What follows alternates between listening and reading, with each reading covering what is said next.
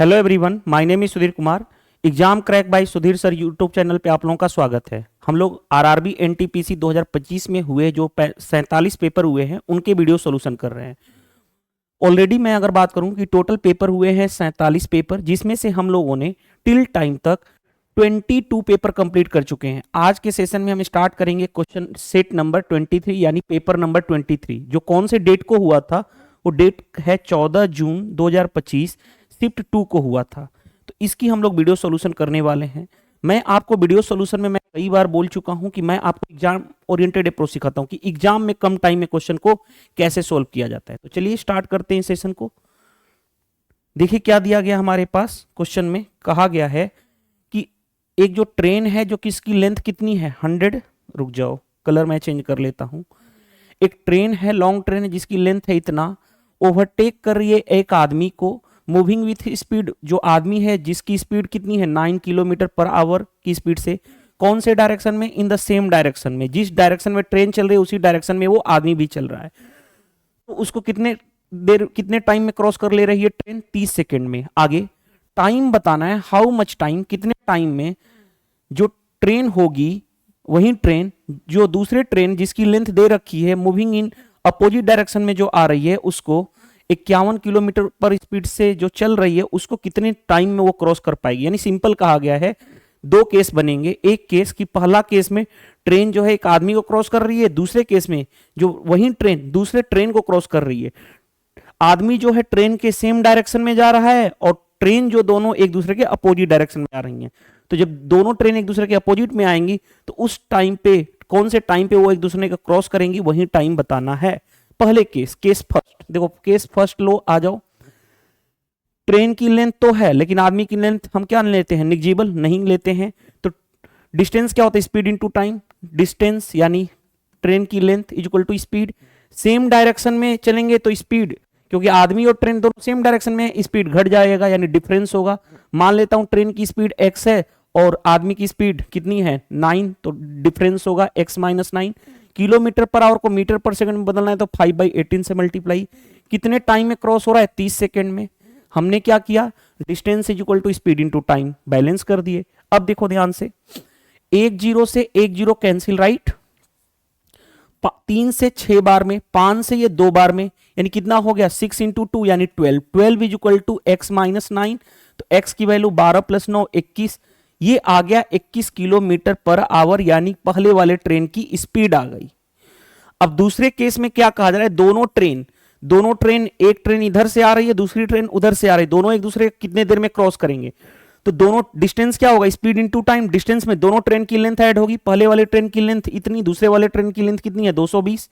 Distance हो गया, speed दोनों अपोजिट डायरेक्शन में स्पीड ऐड होगा। पहले वाले ट्रेन की 21 स्पीड, दूसरे वाले की दिया गया है 51, ये रहा। क्योंकि किलोमीटर पर आवर है, मीटर पर सेकंड बदलने के लिए 5/18 टाइम निकालना, यही टाइम सेकंड में आ जाएगा क्योंकि हमें टाइम किस में चाहिए था, सेकंड में।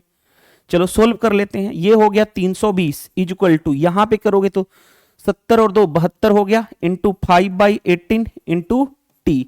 18 से 4 बार में, 5 इंटू 4 20। 20 से कितनी बार में जाएगा, 20 से 1 0 कैंसिल, 2 से 16 आ गया, यानी टाइम कितना लगा 16 सेकेंड।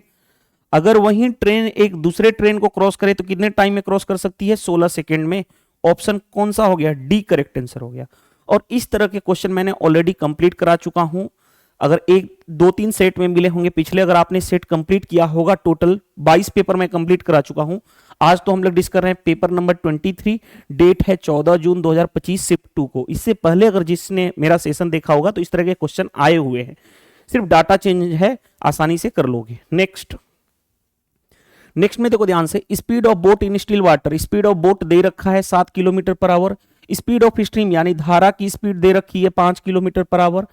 एक आदमी जो है चल रहा है कितने किलोमीटर, इतना किलोमीटर जा रहा है और कम बैक स्टार्टिंग पॉइंट पे आ रहा है, यानी पहले गया और फिर वापस आ गया, इतना किलोमीटर गया और इतना किलोमीटर आ गया। Find the total time taken by him, तो उसके टोटल टाइम कितना लगा। मान लेता हूं ये यहां से लेके यहां जाता है और फिर यहां गया और वापस इसी इतना ही आ गया, इस पॉइंट पे आ गया। तो हमें बताना है क्या, हमें बताना है टाइम कितना लगेगा। अब बताओ टाइम क्या होता है, टाइम होता है डिस्टेंस अपॉन स्पीड। डिस्टेंस कितना है 52.8 गया है जाते समय, लेकिन जाते समय मान लेता हूं कि इधर जा रहा है तो इधर ही क्या करंट भी चल रहा है, स्पीड ऑफ स्ट्रीम यानी धारा भी चल रही है इधर ही, तो उस केस में डाउन स्ट्रीम होगा, और डाउन स्ट्रीम में क्या होता है, स्पीड दोनों ऐड हो जाते हैं, यानी 7 + 5 यानी कितना हो गया 12, प्लस आते समय भी डिस्टेंस इतना ही ट्रेवल किया क्योंकि आया वापस उतना ही डिस्टेंस, और उस समय आते समय क्या होगा अप स्ट्रीम हो जाएगा क्योंकि धारा इधर चल रही है, आ रहा है इधर, अप स्ट्रीम में क्या होता है स्पीड माइनस, यानी 7 - 5 यानी 2, बस टाइम डिस्टेंस अपॉन स्पीड, बस कर लो। 12 से करोगे तो 12 × 48, 12 × 48 यानी 4.4 आ गया, प्लस 2 से करोगे तो 26 दूनी 52, 26.4 यानी 26.4। अब क्या हो गया 26 और 4 30, 30.8 आ जाएगा, इतना टाइम लगेगा घंटे में, आवर। चलो सोल्व कर लिया हम लोगों ने, टोटल टाइम कितना लगा 30.8, आपका एक ही ऑप्शन था, बन गया। अब क्यों मैंने ऐड किया, डाउन स्ट्रीम स्पीड में क्या होता है x + y ऐड हो जाता है, तो x और y 7 + 5 12, अप स्ट्रीम में दोनों डिफरेंस होता है 7 - 5 यानी ये। बोट एंड स्ट्रीम टॉपिक पढ़े होंगे तो आपके टीचर ने ऑलरेडी डिस्कस किया होगा, नहीं किया होगा तो मैंने ऑलरेडी कई बार डिस्कस कर चुका हूं, राइट।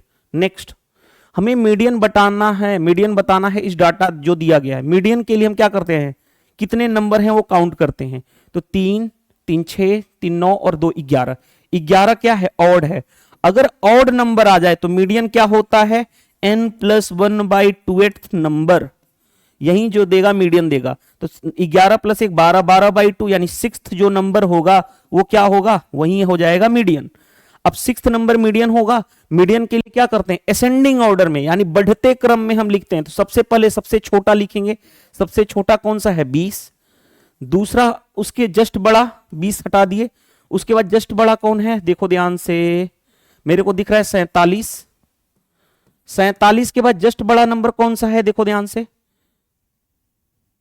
मेरे को दिख रहा है 52, उसके बाद 53, 52 हो गया 53 हो गया, कोई दिक्कत नहीं है, इन दोनों को हटा लो ताकि हम आसानी से समझ पाए, आगे बढ़ो। अब नेक्स्ट उससे बड़ा नंबर कौन सा होगा 59, 59 के बाद 69, 59 उसके बाद 69, हमें सिर्फ कितना तक चाहिए 6th नंबर तक, काउंट करो 1 2 3 4 5 6, आगे लिखने की जरूरत है नहीं, यानी 6th नंबर यही है, यानी यही क्या हो जाएगा मीडियन, तो हमारा आंसर यही आ जाएगा, हमें आगे चेक करने की जरूरत नहीं है। 69 कौन सा है, ये रहा हमारे पास, आसानी से कर लोगे।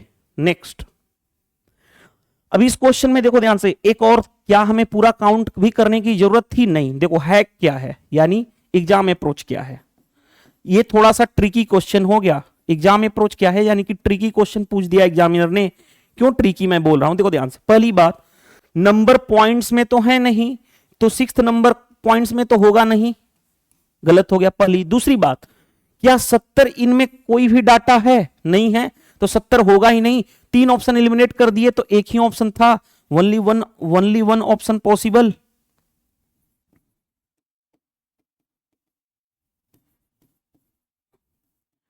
बाकी एलिमिनेट कर दिए तो डायरेक्टली हमें काउंट भी करने की जरूरत नहीं थी, 2 ऑप्शन तो डेसिमल में था, डेसिमल में तो काउंटिंग कोई था नहीं जो होगा।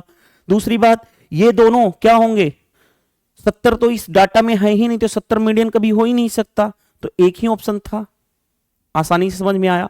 तो मैं सिर्फ आपको सॉल्यूशन नहीं करा रहा हूं, उस पेपर का प्रॉपर एनालिसिस कराते जा रहा हूं ताकि आपको हर एक एस्पेक्ट समझ में आए।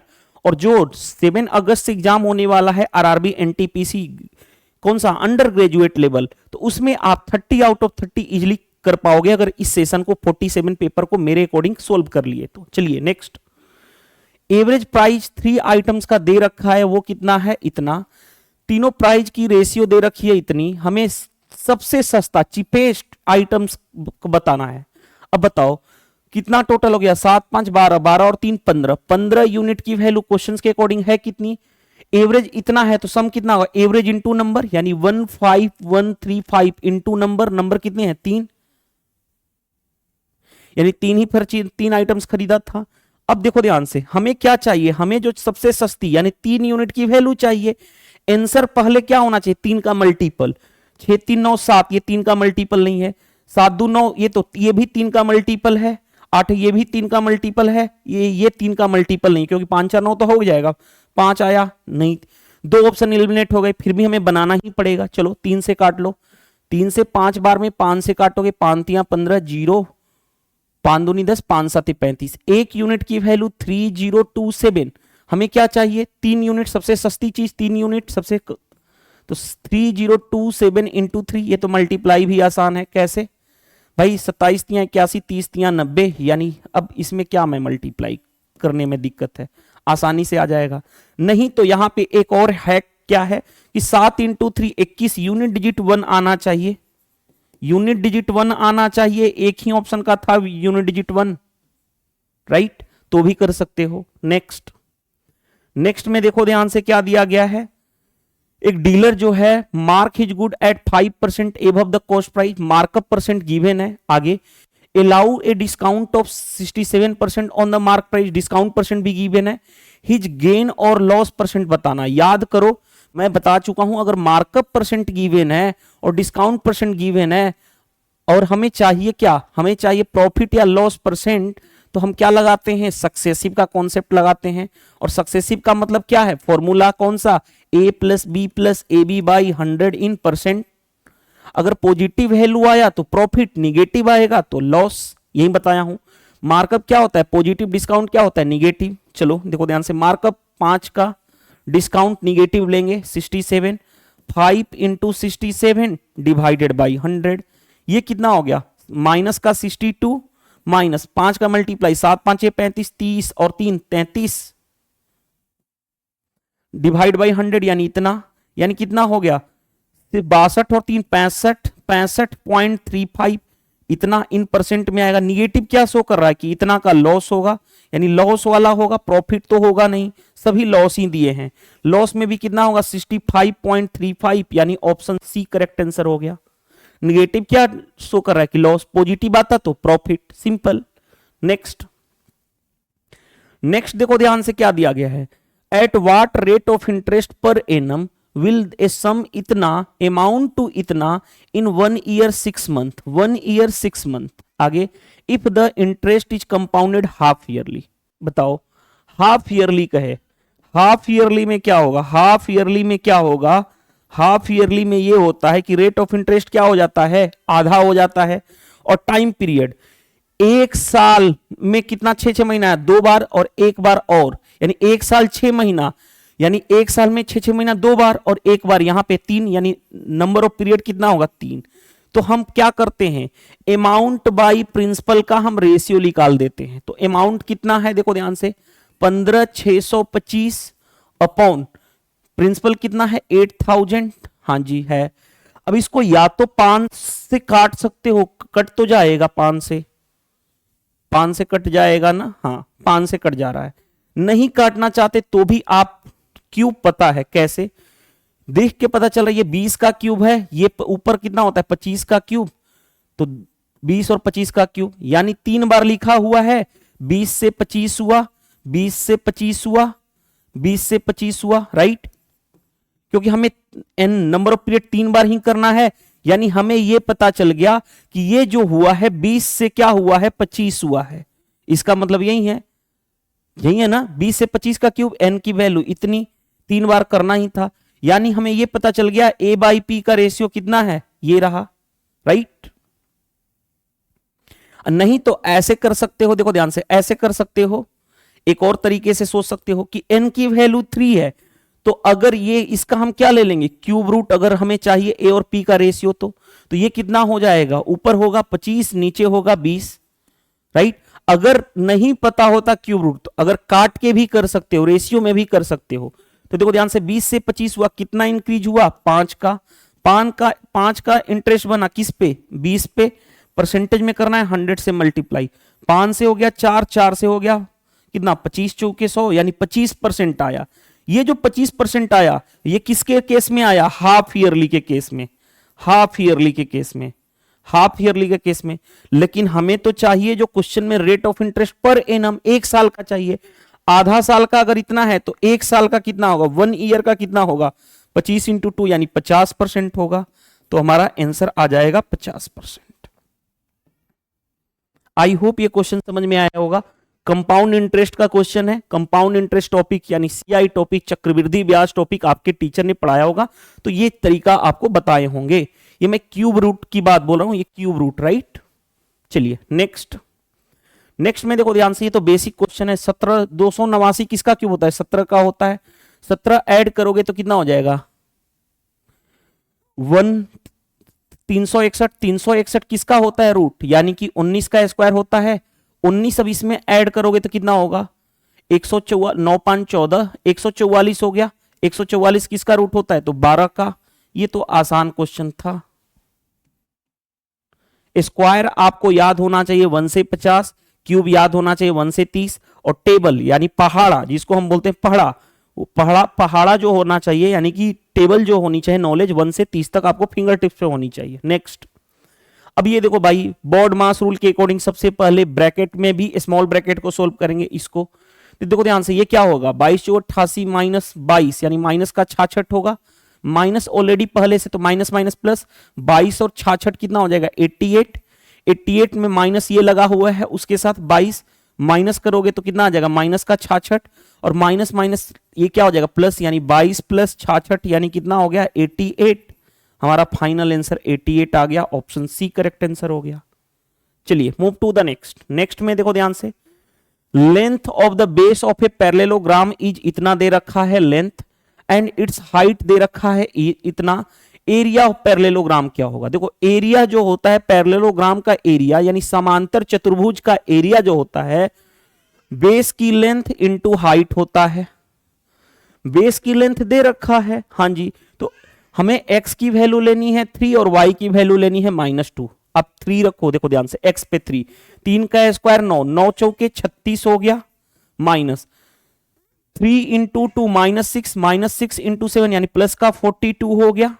y स्क्वायर -2 का स्क्वायर 4 यानी +4, यानी ये कितना आ गया? 36 4 40, और 40 और 42 कितना हो गया? 82, यानी बेस आ गया हमारे पास 82। हाइट चेक करते हैं, हाइट कितना होगा?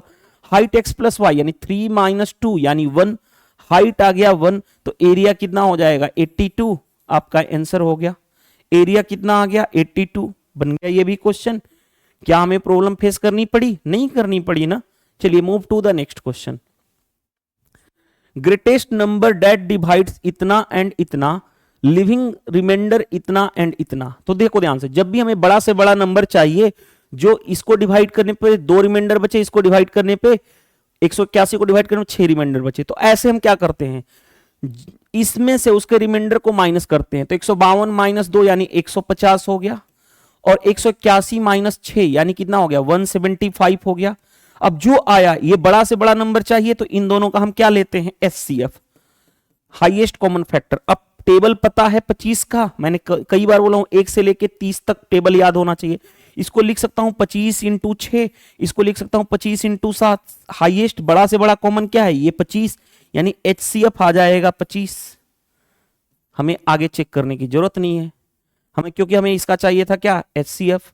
ये कॉन्सेप्ट आपके टीचर ने बताया होगा कि अगर जो रिमाइंडर बचता है उसको माइनस करके उसका लेते हैं HCF, राइट। चलिए नेक्स्ट में देखो ध्यान से, एक बैग में containing red, green and pink token, ratio of red to green दे रखा है। रेड और ग्रीन का रेशियो कितना दे रखा है? वो दे रखा है 7:4। कोई दिक्कत नहीं है, आगे बढ़ते हैं। Ratio of pink to red token दे रखा है इतना। पिंक और रेड का टोकन का रेशियो दे रखा है कितना? 20:11। आगे हमें बताना है what is the ratio green to pink. Green to pink चाहिए। सबसे पहले देखो इसमें कॉमन क्या है? कॉमन क्या है? तो भाई रेड दोनों जगह है, एक जगह 7 है, एक जगह 11। क्या पॉसिबल है? नहीं। कंबाइंड रेशियो में दोनों को सेम बनाते हैं। ये 7 है, ये 11 है। सेम बनाने के लिए यहां पे 11 से मल्टीप्लाई, और यहां पे किससे? 7 से मल्टीप्लाई। अब हमारा रेड सेम हो गया, 11 × 7 77, 11 × 7 77। अब जो निकालना है वो उसी को ले लो। सिर्फ हमें ग्रीन और पिंक चाहिए, तो ग्रीन यहां से कितना आया? 11 × 4 यानी 4 × 11। पिंक कितना आया यहां से? 20 × 7। बस उसी को लिख लो, जिसकी जरूरत है उतना ही लिखेंगे, क्यों हम पूरा लिखेंगे? 4 से ये काटोगे 5, यहां पे हो गया 11 और यहां पे हो गया 35। यही रेशियो आ जाएगा 11:35। चेक कर लो 11 और 35 कौन सा है, ऑप्शन बी करेक्ट आंसर हो गया easily. Move to the next question. Next question में क्या कहा गया है, which of the following is not a type of quadrilateral. देखो ध्यान से भाई, क्वाड्रिलेटरल, क्वाड्रिलेटरल क्या होता है, क्वाड्रिलेटरल जिसकी चार साइड हो, चार साइड हो, चार यानी चार भुजा हो, भुजा कितनी होनी चाहिए उसकी चार, रोम्बस की भी भुजा चार होती है, हाँ जी, काइट की भी भुजा चार होती है, हाँ जी, ट्रेपेजॉइड का भी भुजा कितनी होती है चार, यानी जिसको साइड बोलते हैं, लेकिन ऑक्टागन, ऑक्टागन की 8 साइड होती है, इसकी कितनी साइड होती है, 8 भुजा होता है ऑक्टागन की। तो यही क्वाड्रिलेटरल नहीं है, बाकी तीनों क्वाड्रिलेटरल हैं, तो ऑप्शन ये हो जाएगा, क्योंकि ये क्वाड्रिलेटरल नहीं है, not a type of quadrilateral. कौन सा चतुर्भुज का प्रकार नहीं है, तो वो है ऑक्टागन, राइट। ये तो बेसिक सा क्वेश्चन पूछ दिया एग्जामिनर ने। नेक्स्ट, रूट्स ऑफ इक्वेशन इतना दे रखा है, देखो ध्यान से, हमें क्या दे रखा है वो पहले फोकस कर लेते हैं। हमारे पास दे रखा है 7x² minus 10x plus 3 is equal to 0। देखो एक, अगर आप बैंक की तैयारी कर रहे होते तो ये सबसे आसान क्वेश्चन था, बिना पेपर देखते ही मार सकते हो, नहीं तो आपके टीचर ने जरूर आपको क्वाड्रेटिक इक्वेशन पढ़ाया होगा अच्छे लेवल से, तो आप देखते ही क्वेश्चन को मार सकते थे। क्योंकि क्वाड्रेटिक इक्वेशन में एक कॉन्सेप्ट होता है कि अगर ये माइनस और ये प्लस है तो दोनों रिजल्ट प्लस प्लस आएगा, दोनों रिजल्ट प्लस आएगा, यानी दोनों जो रूट्स होंगे वो प्लस होंगे। ये दोनों प्लस है, यहां पे माइनस माइनस है, दोनों रूट, एक है -1, ये दोनों रूट एक माइनस एक प्लस, जबकि दोनों रूट प्लस प्लस होना चाहिए, एक प्लस एक माइनस, खत्म, 3 ऑप्शन खत्म हो गए। एक ही ऑप्शन है 1 एंड दोनों प्लस हैं, तो हमें क्यों टाइम बर्बाद करेंगे निकालने में कि इसका रूट क्या होगा, नहीं निकालेंगे ना, राइट। इसीलिए मैंने बोला था कि अगर जिस भी टीचर से पढ़े होंगे आपको कॉन्सेप्ट बताए होंगे क्वाड्रेटिक इक्वेशन में कि अगर ये माइनस और ये प्लस है तो रिजल्ट प्लस प्लस आता है, राइट। चलो देखो ध्यान से, अब निकालना भी है तो कैसे निकालते हो, वैसे तो हम आ गया, हमारा आंसर आ गया, लेकिन बिकॉज ऑफ एग्जाम में तो यही करेंगे, लेकिन बिकॉज ऑफ मैं आपको क्या सिखा रहा हूं, प्रॉपर एनालिसिस करा रहा हूं पेपर का ना, तो प्रॉपर एनालिसिस में मैं ये सिखाऊंगा भी कि कैसे आएगा, इतना ही कैसे आएगा। देखो ध्यान से, इन दोनों को मल्टीप्लाई करते हैं, 7 × 3 21, 21 को ऐसे ब्रेक करेंगे क्योंकि यहां पे पॉजिटिव है, ऐसे ब्रेक करेंगे जिसका सम क्या आ जाए 10 आ जाए। तो इसको कैसे ब्रेक करेंगे, जिसका प्रोडक्ट 21, 7 × 3 और 7 + 3 10 आ जाएगा, यानी बड़ी वाली वैल्यू इन दोनों में यहां पे लेते हैं, छोटी वाली वैल्यू बाद में लेते हैं, और बिकॉज ऑफ इसके x² के साथ जो लगा होता है उससे हम डिवाइड करते हैं, 7 लगा है तो 7 से डिवाइड, तो ये कितना हो गया प्लस का 1, ये कितना हो गया प्लस का 3/7, यानी 1 एंड 3/7 दो रूट आ गए और वो भी दोनों प्लस के। तो कैसे आंसर पहुंचना है, दोनों रूट पॉजिटिव होंगे, एक ही ऑप्शन है, क्योंकि ये दोनों रूट निगेटिव, एक निगेटिव एक पॉजिटिव, एक पॉजिटिव एक निगेटिव, गलत, दोनों के दोनों रूट पॉजिटिव होंगे। कॉन्सेप्ट ये आपको टीचर, जिस भी टीचर से पढ़े होंगे आपने क्वाड्रेटिक इक्वेशन, आपको आपके टीचर ने जरूर पढ़ाए होंगे ये वाला कॉन्सेप्ट, राइट। चलिए नेक्स्ट पे आ जाओ। नेक्स्ट देखो ध्यान से क्या दिया गया है, mark price of A laptop, mark price laptop का दे रखा है, सेल किया गया है 2 सक्सेसिव डिस्काउंट देकर के, एक है 4%, दूसरा है 25%, एक और एडिशनल डिस्काउंट दिया गया है 25% का, क्योंकि कैश पेमेंट, अगर कैश पेमेंट की बात की जाए तो एक और डिस्काउंट मिलेगा 25% का। What is the selling price, selling price बताना है of A laptop on cash payment, अगर लैपटॉप को कैश पेमेंट में ही खरीदा जाए तो सेलिंग प्राइस, बेचने वाली प्राइस क्या होगी। देखो मार्क प्राइस कितना है 750, पहला डिस्काउंट दिया गया 2%, सॉरी 4%, 4% होता कितना है 1/25, डिस्काउंट मतलब माइनस 25 से कम, यानी 24/25। आगे दूसरे केस में आ जाओ, दूसरे केस में 25% का डिस्काउंट, 25% होता है 1/4, डिस्काउंट 1 माइनस 4 से कम, यानी 3/4, फिर 25% यानी 3/4, यही आ गया हमारा सेलिंग प्राइस। अब एक तो तरीका क्या है कि मैं आंसर तक डायरेक्टली कैसे पहुंचूं, देखो ध्यान से, 3 × 3 9, ऊपर 9 का मल्टीपल होना चाहिए, क्यों, क्योंकि देखो ये 25 से 3 बार में कैंसिल, 25 3 75, 4, तो ऊपर 9 आना चाहिए, 9 का मल्टीपल, 4 और 2 6, 9 से डिवाइड होगा नहीं, 6 4 10, 9 से डिवाइड होगा नहीं, 5 4 9, हाँ ये 9 से डिवाइड हो रहा है, यानी सिर्फ 9 का मल्टीपल चेक करके आंसर पहुंच सकते हैं, 7 4 11, 9 से डिवाइड नहीं होगा। तो एक ही ऑप्शन था जो 9 का मल्टीपल है, एग्जाम अप्रोच यही है कि 9 का मल्टीपल चेक कर लो, आंसर आ गया। लेकिन फिर भी अगर मल्टीप्लाई भी करना आ जाए तो कैसे करोगे, देखो ध्यान से, 4 से 6 बार में ओके कोई दिक्कत नहीं है, 2 से 3, 2 से 2, 2 से कितना हो गया 15। अब देखो कैसे सोल्व करोगे, 15 इंटू राइट 3 इंटू 3 9, 9 इंटू 3 27 हो गया, 15 7 105 कैरी हो गया 10, 15 दूनी 30, 30 और 10 40, 405 हो गया। क्यों हम इतना टाइम बर्बाद करेंगे इतना लिखने के लिए, 9 का मल्टीपल चेक करेंगे आंसर तक पहुंच जाएंगे, राइट। क्यों, क्योंकि ऊपर 9 है और आंसर में पूरा यानी सोल्व हो ही रहा है, आंसर दिया गया है, तो 9 का मल्टीपल होना जरूरी है, बस क्वेश्चन बन जाएगा। नेक्स्ट में देखो ध्यान से, आपको कॉन्सेप्ट में हमेशा बोलता हूं a by B 4 by 16 equal to इतना बाई इतना, या एक और रिजल्ट देखो, दोनों का मतलब समझा देता हूं, a is to B proportion c is to D रहे तो देखो ध्यान से दो रिजल्ट होता है, यही होता है a बाई बी, प्रपोर्शन का मतलब equal c by D, cross multiply कर दो तो ad is equal to B C. तो एक रिलेशन तो ये जानते ही हो, दूसरा रिलेशन क्या होता है, बाहर बाहर का मल्टीप्लाई अंदर अंदर का मल्टीप्लाई इक्वल होता है, देखो ad is equal to B C. ये रिजल्ट आपको पता होना चाहिए, अगर ये पता है फिर इस क्वेश्चन को डायरेक्टली कर लो। देखो कैसे, बाहर बाहर का मल्टीप्लाई यानी 4x, अंदर अंदर का मल्टीप्लाई 16 इंटू 7.3, यानी x कितना हो गया, x जो आ गया मल्टीप्लाई मत करो, 4 इंटू 7.3, ये रहा x। आगे बढ़ जाओ, इन बाहर बाहर का मल्टीप्लाई अंदर अंदर का मल्टीप्लाई यानी 4y is equal to 32 into 7, हाँ जी 4 से 8 बार में y की वैल्यू कितनी हो जाएगी 8 इंटू 7। मैंने क्यों नहीं मल्टीप्लाई किया, क्योंकि हमें रेशियो से मतलब है, ratio x to y, x और y इन दोनों के रेशियो से मतलब है। तो रेशियो में देखो ध्यान से, 4 से काटोगे 2 बार में यानी ये कितना हो गया 7.3 इज टू, यहां पे कितना हो गया 14, इसको बोल सकता हूं 73 बाई कितना हो गया 10 इज इक्वल टू 14, यानी रेशियो ना, यहां पे रेशियो है तो 73 इज टू कितना हो जाएगा, ये इसका मल्टीप्लाई होगा तो 140। आप चेक कर लो कौन सा आंसर है। हमें रेशियो से मतलब है तो पूरा मल्टीप्लाई करके अपना टाइम बर्बाद नहीं करेंगे। 7.3 का मतलब 73 बाई 10, 10 यहां पे क्रॉस मल्टीप्लाई हो जाएगा तो 73 इज टू 140, राइट। समझ में आ गया, ये कॉन्सेप्ट आपको पता होना जरूरी है, राइट। दोनों इस तरह से भी जानना जरूरी है और इस तरह से भी डायरेक्ट लिखना, दोनों का मतलब एक ही है, राइट। चलिए नेक्स्ट देखो ध्यान से, नेक्स्ट क्या दे रखा है, एक आदमी जो है इन्वेस्ट कर रहा है 50,000 रुपया, किस रेट पे 12% पर एनम, किस पे सिंपल इंटरेस्ट पे, कितने साल के लिए 4 साल के लिए। उसका अमाउंट बताना है कि 4 साल में उसको कितना मिलेगा पैसा, बताओ। एक साल का 12% तो 4 साल का 12 इंटू 4 48%, किसका प्रिंसिपल का, 50,000 का मैं निकाल दूं 48%, तो ये हमारा आ जाएगा सिंपल इंटरेस्ट, हाँ जी। चलो ध्यान से देखो, 2 जीरो से 2 जीरो कैंसिल, 2 जीरो तो है ही, 8 5 40, 20 और 4 24, यानी 24,000 आ गया हमारा interest.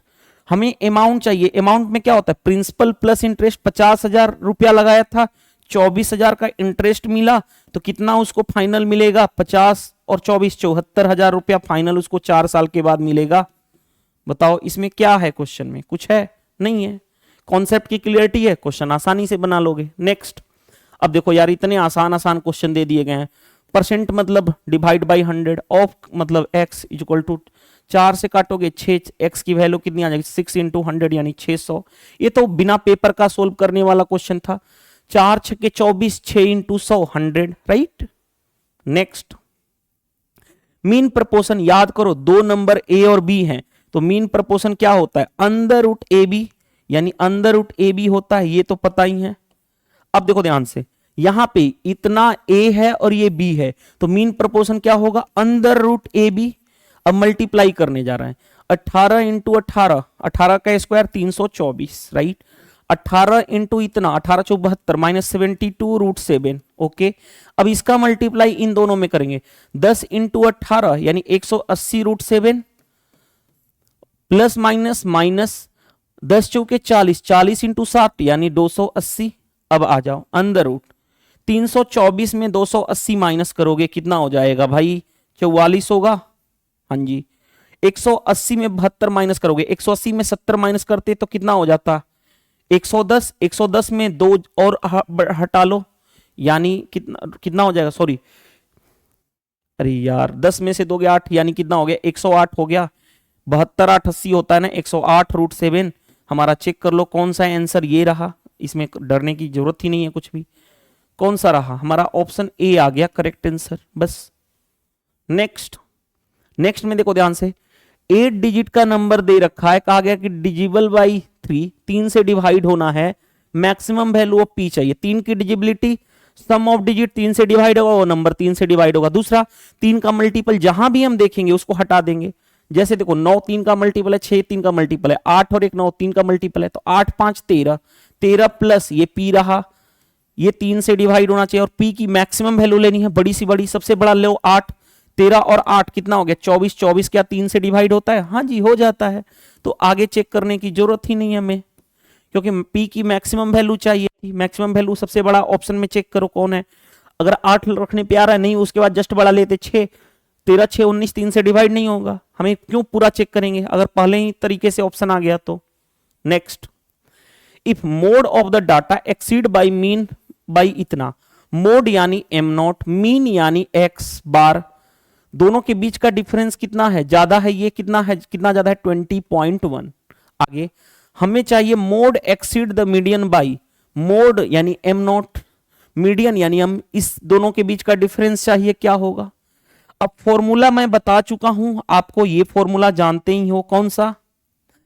Mode is equal to 3 times of median, रुको, 3 टाइम्स ऑफ मीडियन माइनस, ये क्या लिख रहा हूं, फिर से लिख देता हूं, 3 times of median minus 2 times of mean. अब देखो ध्यान से, m0 ऐसे ही रहने दो, 3m को ऐसे ही 3 इंटू इतना, 2 इंटू यहां से पहले वाले ऑप्शन से इधर लेके जाओगे तो x बार, m0 माइनस कितना हो जाएगा? x बार कितना होगा? m0 minus 20.1। अब देखो ध्यान से, m0 माइनस 2m0 इधर आएगा तो 3m0 हो गया, इसको मैं इधर लेके आऊं तो माइनस 3m हो गया, इज इक्वल टू ये माइनस माइनस प्लस, 20 दूनी 40, 40.2 आ गया। 3 कॉमन कर लिया तो क्या होगा? m0 minus m is equal to 40.2, 3 से डिवाइड कर लो, 13 तिया 39, 12 बचा 13, 3 चौके 12, यानी 13.4, और हमें यही तो चाहिए था। ये जो रिजल्ट आ गया कितना आ गया? 13.4, आपका आंसर हो गया। बहुत सारे टीचर्स इसको रिलेशन एक बना देते हैं और बोलते हैं कि ये पूछा गया ये कर लो, मैं उसको प्रेफर नहीं करता। देखो मैं वो चीज जानता हूं जो चीज सिंपल हो और एग्जाम ओरिएंटेड हो, यानी एग्जाम में अप्लाई किया जा सके। ऐसा नहीं कि हर चीज का ट्रिक्स आप जान लिए, पता चला नया क्वेश्चन फॉर्म हो गया एग्जाम में तो आपके लिए वो सजाए हो जाए, यानी कि आप क्वेश्चन को नहीं कर पाओगे, और जब नहीं कर पाओगे तो बोलोगे कि मेरा सिलेक्शन नहीं हुआ, एग्जाम में पेपर टफ था, हो ही नहीं रहा था एग्जाम पीरियड में। तो वो चीजें नहीं होनी चाहिए।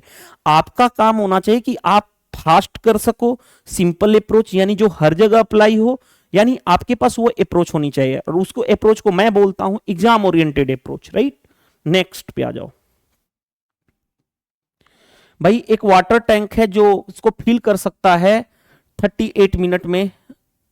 ए जो है वाटर टैंक को फिल कर सकता है, उसके लिए उसने 24 पाइप, अच्छा ठीक है, a water tank can be filled in 38 minute. एक वाटर टैंक 38 मिनट में फिल हो सकती है by using 44 pipe, 44 pipe of the same capacity, यानी 44 पाइप लगा करके 38 मिनट में एक वाटर टैंक को भरा जा सकता है। कितना टाइम लगेगा अगर वाटर टैंक को फिल करना है, लेकिन हमें चाहिए 37 पाइप ऑफ सेम कैपेसिटी का यूज करना। आप टाइम एंड वर्क में पढ़ चुके, man in two days total work बराबर कर दो। देखो ध्यान से, 44 पाइप कितने मिनट में भर रहे हैं? 38 मिनट में भर रहे हैं। उसी टंकी को भरना है, टंकी कैपेसिटी इतना, उसी टंकी को 37 पाइप भरेंगे कितने मिनट में? मान लेता हूं x मिनट में। x की वैल्यू निकालनी है। अब कैसे डील करोगे वो देखो ध्यान से। x की वैल्यू क्या होगा? 44 इंटू 38 डिवाइडेड बाई 37। अब थोड़ा सा देखो ध्यान से, अगर ये 37 होता, देखो ध्यान से ऊपर, अगर ये 37 होता तो 37 से 37 कैंसिल, आंसर 44 आ जाता, क्योंकि ऊपर नोमरेटर 38 से 37 से हल्का सा ज्यादा है, 37 से 38 है ना, देखो ध्यान से 37 से 38 हल्का सा ज्यादा आया है, यानी 44 से हल्का सा ज्यादा आंसर आएगा। ये तो 44 से दोनों कम है, तो कम तो हो नहीं सकता। 44 से हल्का सा ज्यादा आएगा, यानी 45 पॉइंट समथिंग आएगा। 49 तो बहुत ज्यादा चला गया, यानी आंसर कितना हो जाएगा? 45.19। कैसे आंसर तक पहुंचते हैं ये पता चला हमें, राइट। चलिए नेक्स्ट। देखो ध्यान से, shorter side of rectangle is 24 centimetre less than longer side. देखो ध्यान से, यानी कि अगर लॉन्गर साइड, अगर देखो ध्यान से, लॉन्गर साइड अगर मैं मानू x है तो शॉर्टर साइड क्या है उसका 26 कम है ना, सॉरी कितना कम है, 24 कम है, उससे 24 कम है, कोई दिक्कत नहीं है। आगे, the numeric value of its area is equal to 8 times of numeric value of its perimeter. इसका एरिया जो है वो 8 टाइम्स द पेरीमीटर के क्या है, बराबर है। हाँ जी, हमें क्या चाहिए, what is the length of longer side, longer side का लेंथ चाहिए, यानी लॉन्गर साइड हमने क्या माना है, x, x की वैल्यू चाहिए। अब बहुत सारे लोग इसको हम x मान के क्वाड्रेटिक इक्वेशन बनाएंगे और जो भी आपका आएगा आंसर तक पहुंचेंगे x निकालेंगे, हम वो नहीं मेथड करेंगे।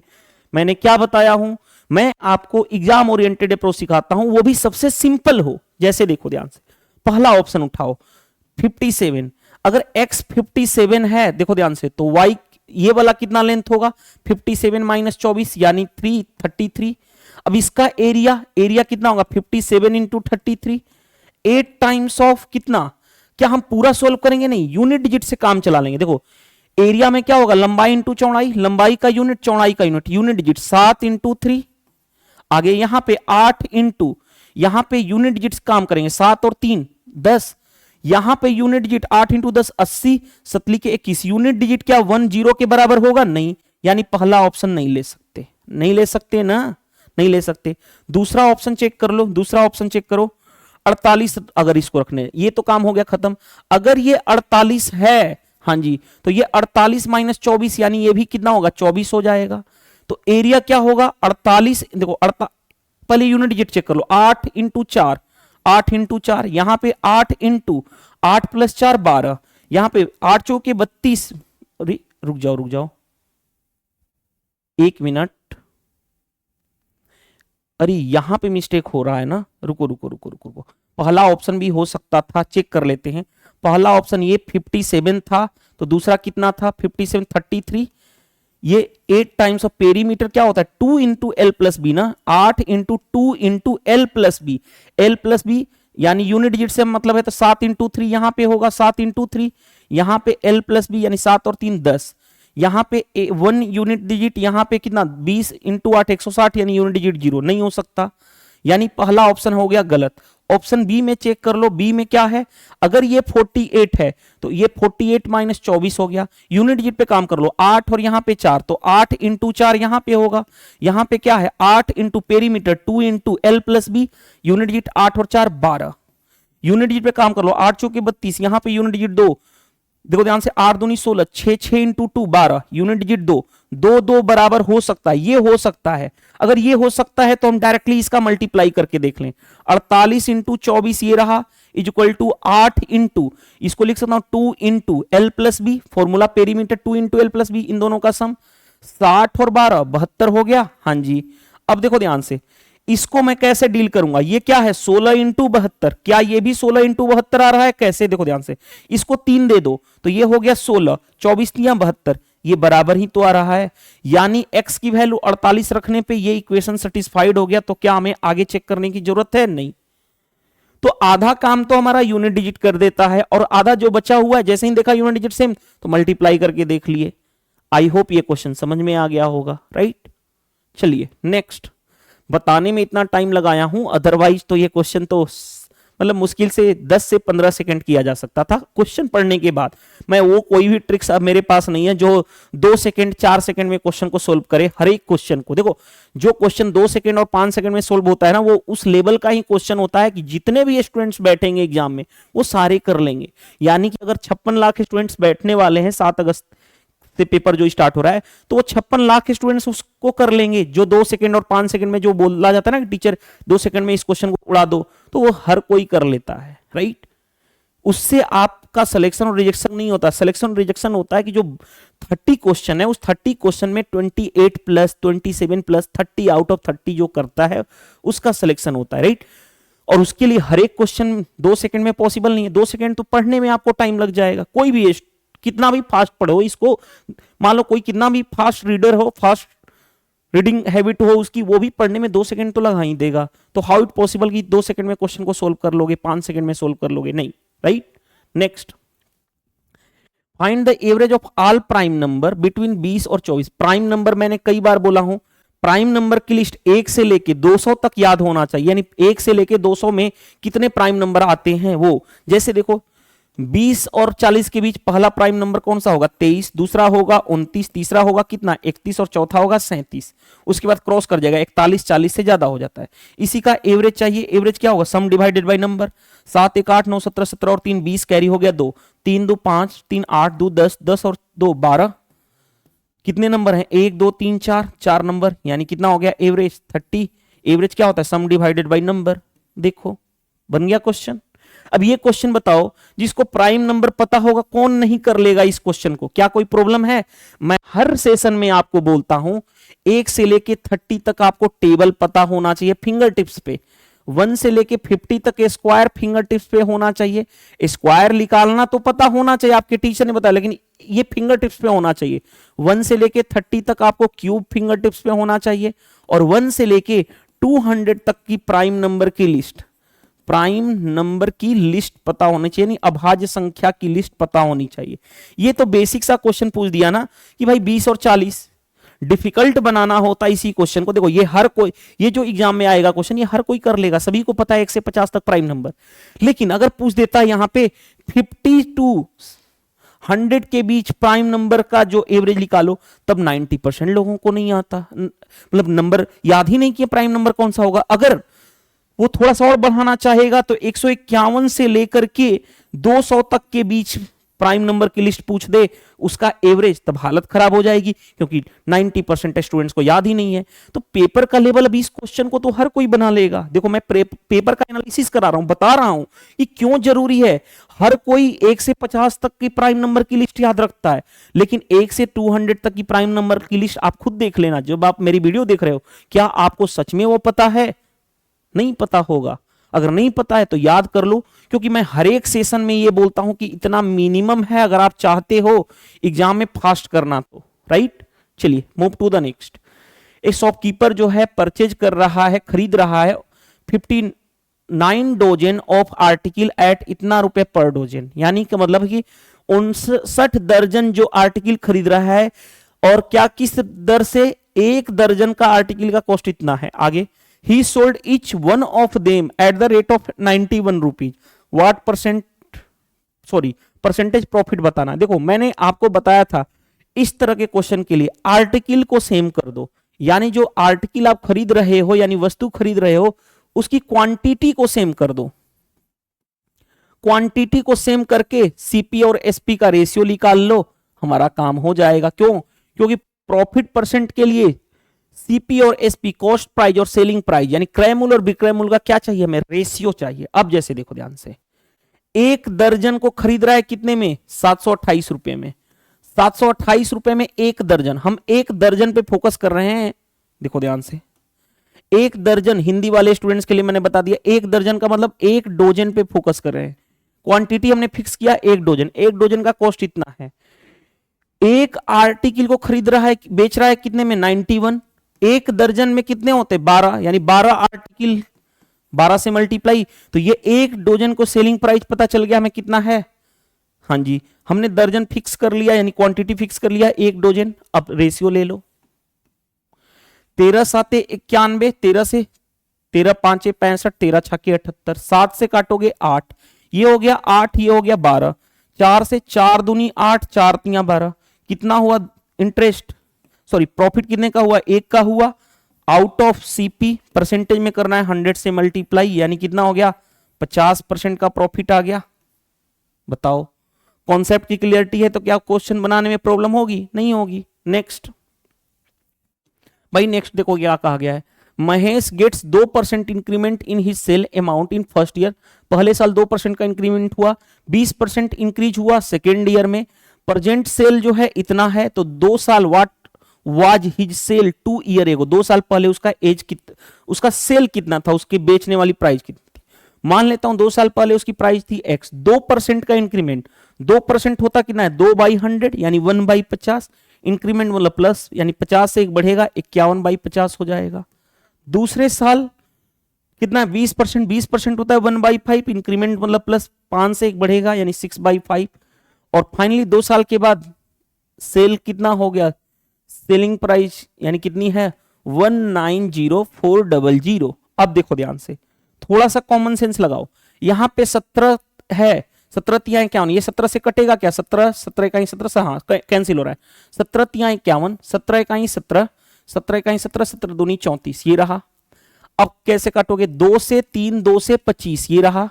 अब सोल्व कर लो, ये कितना हो गया 9x यहां पे हो गया इज इक्वल टू, पहले 5 का मल्टीप्लाई यहां पे करो तो 5 दूनी 10, 11 5 55, 1 56, 56,000 हो गया, इंटू 25 का मल्टीप्लाई कर दो। अब 25 का मल्टीप्लाई करना आसान है, 3 जीरो तो है, 25 छाके 150, कैरी हो गया 15, 25 5 125, 125 और 10 135 और 5 140, ये रहा हमारे पास। मल्टीप्लाई हमने अपने अकॉर्डिंग कर दिया, आप अपने अकॉर्डिंग कर लेना। तो x की वैल्यू ये 9 से डिवाइड हो जाएगा। अब देखो 9 1 जा 9, 50 हुआ, 9 5 45, फिर 50 हुआ, 9 5 45, फिर 50 हुआ, 9 5 45, यानी 1555 चलेगा। 186 गलत, 13 गलत, 158 आ गया गलत, 1555 चलेगा।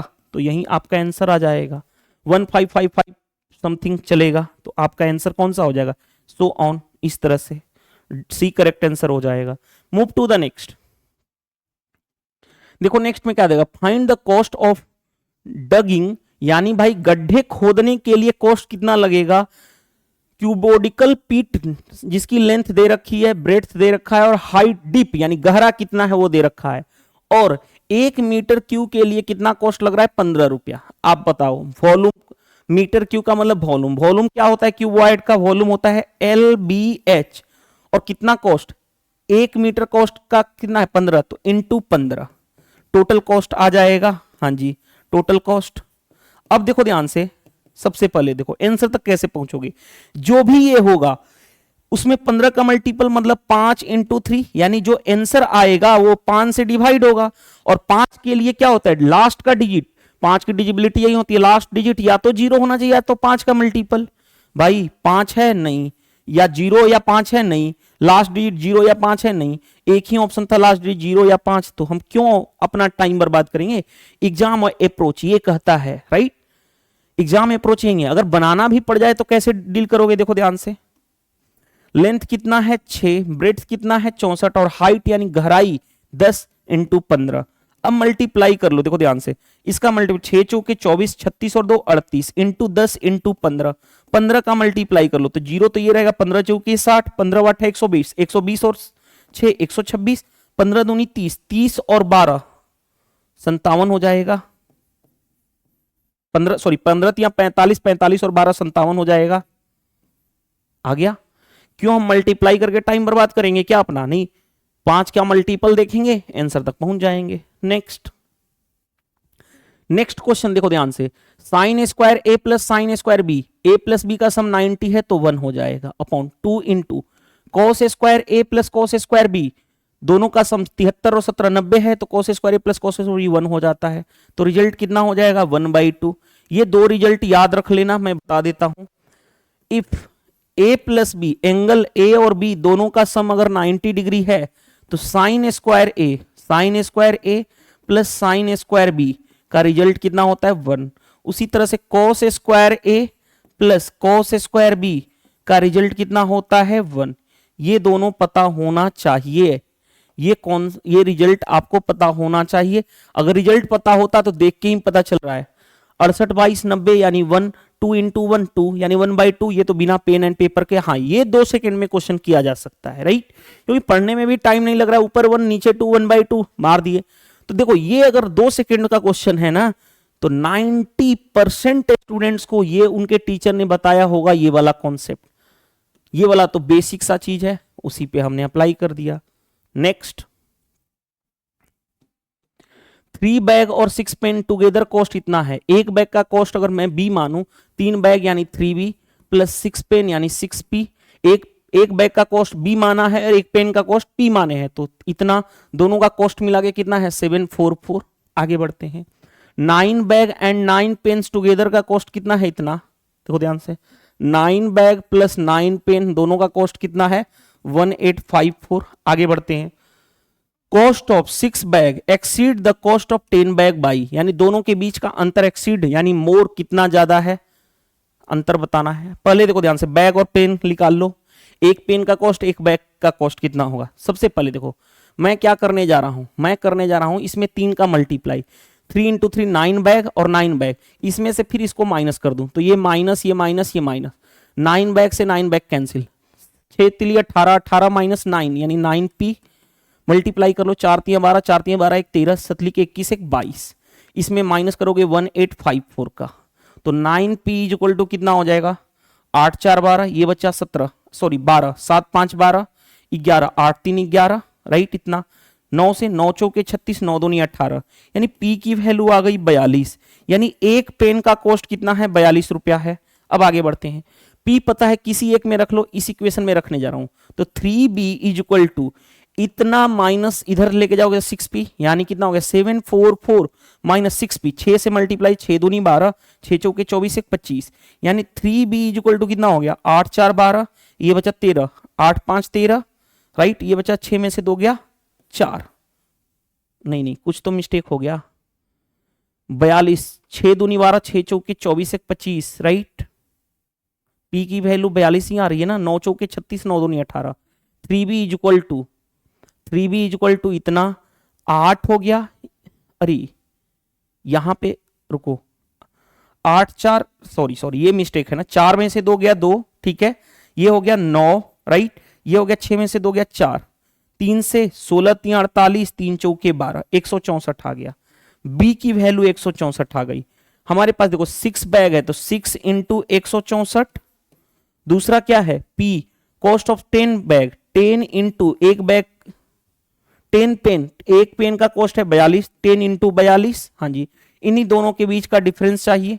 अब एक तो तरीका क्या है कि आप मल्टीप्लाई करके डिफरेंस लो, दूसरा मैं देख रहा हूं सभी का यूनिट डिजिट अलग अलग है ना, तो मैं क्या करूं 6 इंटू 4 यूनिट डिजिट 4, यहां पे यूनिट डिजिट 0 यानी 4 माइनस 0, यूनिट डिजिट 4 आना चाहिए, एक ही ऑप्शन का है, फिर भी मल्टीप्लाई करना है कर लो ना, देखो मल्टीप्लाई करना है कर सकते हो, आंसर तक हम पहुंच चुके एग्जाम में, एग्जाम ओरिएंटेड अप्रोच आ चुका हमारा, फिर भी मल्टीप्लाई कर लो, 6 चौके 24, 16 छक्के 96 और 2 98 माइनस 420, माइनस करोगे तो कितना हो जाएगा 4 6 और 5 564 ही होगा, क्यों हम माइनस करके अपना टाइम वेस्ट करेंगे, यूनिट डिजिट पे काम कर लेंगे, बन जाएगा क्वेश्चन। नेक्स्ट भाई, रेगुलर पॉलीगन में मैं बता चुका हूं number of diagonal, number of diagonal निकालने के लिए फॉर्मूला आपको पता है, यानी कि पॉलीगन में कभी भी आपसे पूछा जाए नंबर ऑफ डायगोनल तो इसका फॉर्मूला होता है n इंटू एन माइनस 3/2, ये फॉर्मूला होता है। n हेप्टागोन, हेप्टागोन मतलब उसकी भुजा 7 होती है, जैसे देखो ध्यान से सप्तभुज कहा गया, यानी भुजा 7 होगी, n की वैल्यू 7 रखो, 7 इंटू 7 माइनस 3 यानी 4 डिवाइडेड बाई 2, 2 से 2, 7 इंटू 2 यानी कितना हो जाएगा 14, यानी आपका 14 आंसर आ जाएगा, चेक कर लो, राइट।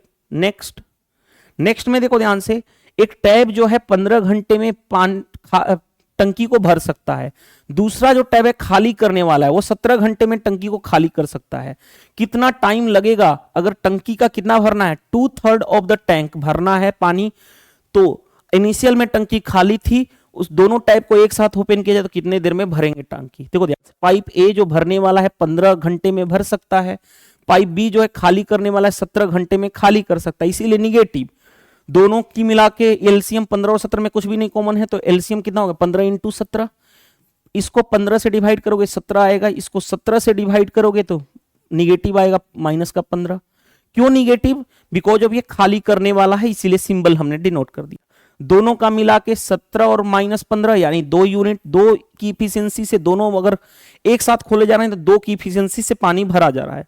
टाइम बताना है, टाइम, टोटल कैपेसिटी कितनी है 15 इंटू 17, लेकिन उसका उस टंकी का कितना भरना है, सिर्फ हमें 2/3 भरना है, तो 2/3, और इफिशियंसी दोनों की मिला के 2, उससे डिवाइड, 2 से 2 कैंसिल, 3 से 5, 17 इंटू 5 यानी कितना हो गया 85, तो 85 घंटे लगेंगे टंकी को का 2/3 भरने में। तो ये रहा हमारा 30 क्वेश्चन। पेपर जो था हमारा 23 भी इंड होता है।